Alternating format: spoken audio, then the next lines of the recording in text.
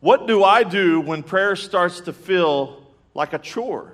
What do I do when prayer starts to feel like a chore? That's a great question.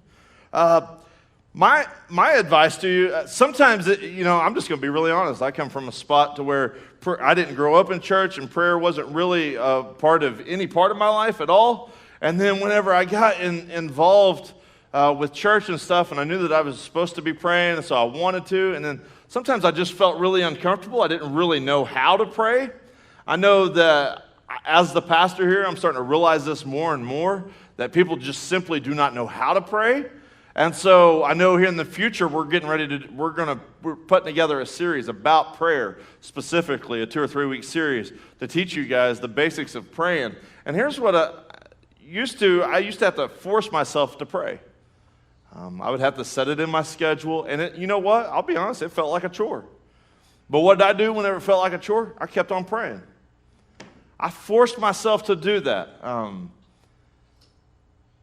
It becomes it's not a chore at all now. It's really just this time, because I never really understood what prayer was. Prayer is just a communication between you and God. And it's just like talking. And, it's the way I look at it, it's kind of like, whenever I first met my wife, it's nothing like this, but here I just want to tell you that here's the way I relate it. Whenever I first met my wife, we really didn't have a whole lot to talk about. It was a lot of kind of getting to know each other.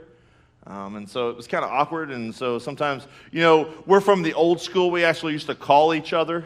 This texting thing was kind of still in the future. Hadn't really caught on yet. So we used to call each other. We would hang out, in parking lots and do things like talk. And so it was weird. It was kind of awkward in a relationship at the beginning, just kind of get to know each other. I think that's the way it is with God. I know it was for me. I kind of always had all of these preconceived ideas of who God was in my life, and I always thought I had all these thoughts of like, man, I just feel stupid. I feel stupid. I act stupid. And then I look at my relationship that I have with my kids. I don't want anything, how they feel, to hinder them. I don't want anything to hinder my children to be able to come talk to their dad. I don't care. I want them to talk to me about everything. If they want to talk, I'm here to talk. And so I think that's the way God feels towards us. And so I would say keep at it. Like if it feels like a chore, man, I would just double down on that. There's some great resources out there on prayer.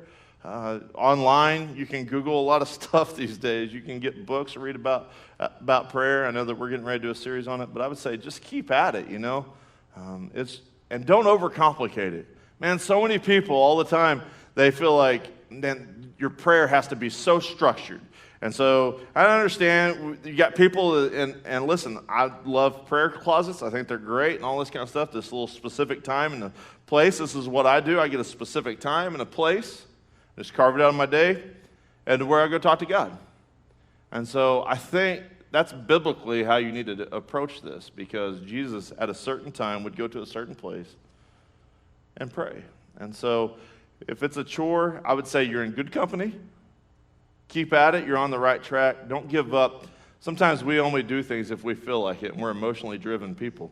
And if we're emotionally driven people, we end up making some poor choices in our life. We are not emotion-based people. We are discipline-based people. It's called, if you want to be a disciple, it's the root word of discipline. And so you got to have that discipline in your life. I think it's a great question, though. The next question.